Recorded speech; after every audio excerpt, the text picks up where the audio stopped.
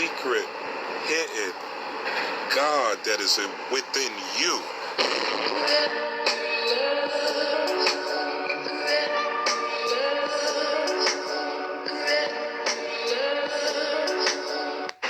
Now we have to realize how we are driven and what we are motivated by. And what we are motivated by primarily are our emotions. Look at it this way. They had the trial today by the woman that killed the brother. I believe his last name is Bottom, and the lady that killed him, the white lady, Amber Gaia, right? So most of us, we're watching the trial. We want to know what the verdict is. We found out she got found guilty, all that good stuff. But we are involved. We're emotionally invested, a lot of us. Now, let's say you had something on your mind, or an idea, or a creation, or something that was going to take you to the next level. Literally, because you are emotionally invested, you may have missed that idea because you're paying attention to what happened to Amber Gaia, right? Look at commercials that we watch. Some of them are funny. Some of them are entertaining. Some of them are colorful. But we have to realize why. The real reason why these things are the way they are is because they have emotional resonance. The reason why we follow music the way we do is because music has emotional resonance. Emotions are energy moving in motion. That's what emotion is. When you're angry, it's your physical energy that is moving in motion.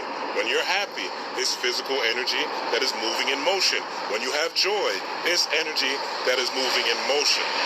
If we look at the third eye, we will realize that the third eye, that our ancestors, the Kamau, the ancient Cometians, the Egyptians, they would show you that this third eye is really the limbic part of your brain. The limbic part of your brain is the magic center. The reason it's the magic center is because it controls your emotions. When we talk about being part of the matrix, or as the Bible says, being in the world but not of the world, we have to realize what we're really talking about is being spiritual beings. And what being spiritual beings means is that we are beings with where energy is in motion. So really and truly, even though we say women are emotional, we all are emotional beings. We all are moved by emotions. If somebody slaps you, you're going to have an emotional reaction. If you stub your toe, you're going to have an emotional reaction. If someone breaks your heart, someone you love, and then they do something to hurt you, you're going to have an emotional reaction. When you wake up in the morning, you have a mood. It could be a good mood. It could be a bad mood. That's emotional. When you go through the day, you could have a good mood or a bad mood. Mood is an emotion. It's energy that is within you. It's energy that is vibrating within you. See, when our ancestors showed us the third eye, they showed us really the inside of our brain. They showed us the limbic part of our brain, or the mammalian part of our brain. Because our emotion is our spirit. We don't call spirit emotions, but spirit is emotions. And spirit is generated from the belly up. Why do I say that? Let's look at it this way. What do we call ideas? We call them food for thought, right? When we take an idea or we take an information, we call it food for thought. Why is that? Because we are feeding ourselves ideas. It's literally part of our belly. And when we get into the deep science of the belly, we will understand that most of our serotonin, which is our happy hormone, the hormone that really provides happiness and regulates our mood and regulates our joy, is provided by serotonin. So the belly is really the source of our emotions. And what we do, we are what we eat, right? So the food that we take in, if we take in food that is green, that's chlorophyll based, chlorophyll and melanin work hand in hand. That's the reason why people say when they feel, or they eat vegan or eat, things that are green, usually they feel better or they're healthier because of the chlorophyll content that is in the green foods. Because chlorophyll and melanin really work hand in hand. And we all have melanin, white or black. Black people just have more melanin. But it doesn't matter your race, we all have melanin within us. So I'm saying all of this to say that as we're generating energy, as we're taking in food for thought, as we're taking in ideas, as we are listening to people, the American hustle is really to control our emotions. It's really to pull us away from our inner self, our inner thoughts, our inner ideas. And it's designed to make us become slaves. Think of how many of us follow celebrity. And if a celebrity does something that you don't like, how you feel about it. Let's be honest. Let's look at how you feel about it. If a celebrity who you don't even know, who you haven't met, but who you might have an emotional connection to based on their art, whether it's music, film, whatever it is, based on their art, you have an emotional connection, you actually feel a certain type of way, even though you do not know that person. You never met them in their life, right? If R. Kelly was just a regular dude who did what he did, it wouldn't be a big deal. But because R. Kelly is an artist and we emotionally connected to his music, that's why we feel the way we feel about it. And it's why his story goes viral on social media. His story goes viral in the media. And what America does is America uses your emotions for profit. That's all this shit is about. So we really have to get in tune to who we really are and realize that we are not this flesh. We are not this body. This body is a temple. It's a temple of God. But it is only a temple.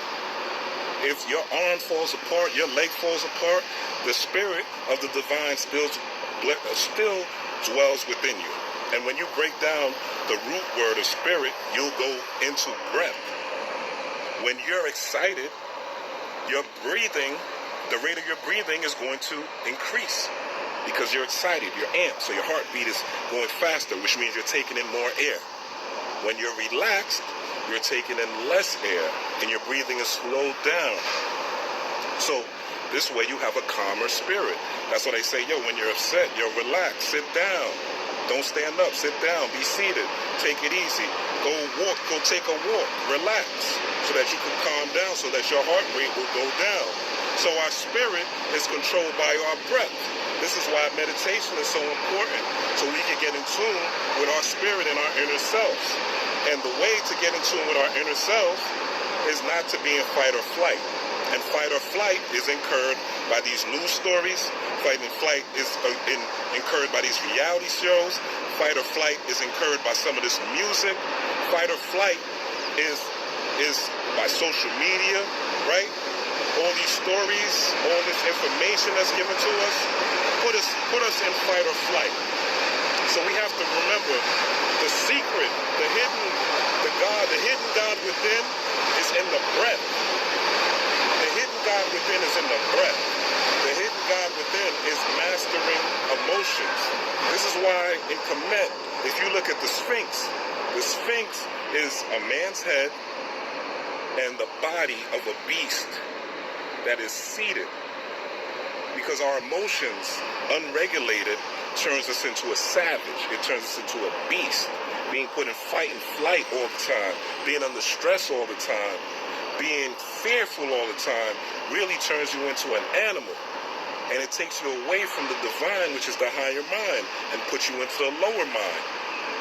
It makes you focus more on the conscious self, right? Which is the self that you see the world outside of you, instead of seeing the world that is within you, which is the spirit world, which is the true world, which is the world of breath, ultimately, and the world of emotions. Now, the easy way to generate emotions is really through music. You can generate emotions easy. If you're stressed out, going through troubles, put on some of your favorite music. Put on some music that turns you up, music that's enlightening, and see how quick your mood changes. This is how we're able, that's what ritual was about. That's what the church revival is even about, using music to enhance mood and change mood. That's why the preacher, if you hear him use these tones and go up and down and use these rhythmic things, because he's trying to stir your emotion. Energy and motion produces manifestation. If you read anything about the law of attraction, what they're going to tell you is that you have to feel the mood of what you want. If you're dreaming about a big house, a new car, a new job, you have to feel yourself in that new car. Feel the leather on the steering wheel. Feel how the seat feels. The new job. Feel how it's going to feel waking up to go to this job that you want. How the boss is going to treat you. How the co-workers are going to treat you. Or if you want to be the boss, you're starting your own business, feel how that's going to literally feel. That's an emotional vehicle. That is this brain, the limbic brain, or the midbrain is what they call. And then you pretty much use your conscious mind to direct your emotional vehicle. But the God within is really emotions. And this is what the ancestors were trying to tell us. So we have to master our emotions. Just like that man head is on the Sphinx, we have to master our emotions. Because America and this world in general is always going to push your buttons. They're always going to have a story out here to push your buttons, to get you off your square, as they say, to get you in an emotional frame wave that puts you in fight or flight. Basically, they want you to sympathize and empathize with shit that has nothing to do with you, yours, or your tribe getting ahead and getting into mastery or getting into godhood. And what we're really trying to do is become gods out here. We're really trying to master this environment. We're trying to make sure that we're manifesting everything that we want. And we want to have direct connections with God. We want God, we want our ancestors to speak to us directly. But if we're always worried about what Little Kim's doing, what Cardi B's doing, what Michael Jordan's doing, what LeBron's doing, what some reality show Evelyn is doing, or K. Michelle is doing, and we're always caught up in their lives, then what about, then we're cultivating emotions for what they do in their lives, then when do we have times to cultivate emotions to better our lives? Because it starts with a thought, right? Every creation starts with a thought, but that thought leads to an emotion. Every thought that you have leads to an emotion. Every thought that you have leads to an emotion. If you want to learn how to ride a bike, you visualize yourself riding a bike, and there's an emotion of joy that feels good about riding a bike. I remember before I learned how to drive, I had an emotion, a joy, visualization, and I felt joy thinking about driving, right? So the ancestors was trying to tell us through that third eye painting that's on the hieroglyphs, through the Sphinx, that our emotions are the key. And that's where God lies.